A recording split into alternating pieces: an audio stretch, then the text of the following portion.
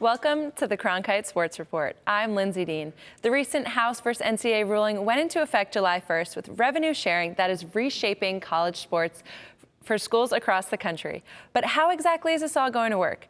Patrick Renaud is at the touchscreen to discuss some of the ways schools are going about it. On July 1st, revenue sharing began in college sports as a result of the House v. NCAA settlement, allowing schools to spend up to 22% of their average athletics revenue. Now, most Power 4 schools are going to have a cap of around $20.5 million, but that number is expected to increase by about 4% each year with a reevaluation period every 3 years. Meanwhile, conferences like the Big East, a mainly basketball conference, will not have the same $20.5 million that others do, but they will hover anywhere from $7 million to $12 million, with most of that going to men's basketball.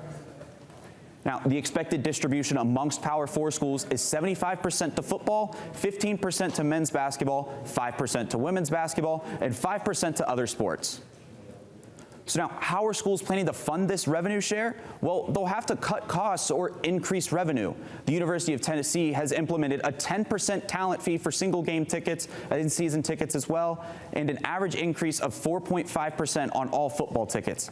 Additionally, Clemson, South Carolina, and Virginia Tech are amongst some of the schools who implemented a fee into student tuition in order to drive in more money for this model. However, schools that earn at least $50 million in revenue are not able to use student fees to support athletics.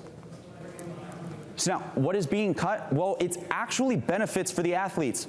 Alston payments, which are financial awards to help with academic expenses, such as tuition, fees, books, and other course materials, will likely be eliminated. Meal offerings in the facility will be reevaluated, with one Power Conference administrator saying, if a player is making $500,000 a year, why am I still paying for 3 meals a day? So now, with all of this revenue sharing, NIL is not going away, but instead will be much more strict.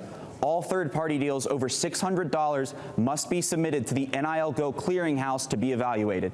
Deals must be considered a valid business purpose and within a reasonable range of compensation.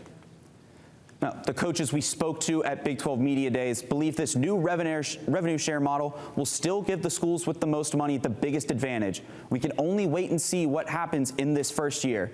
At the touchscreen, Patrick Renaud, Cronkite News.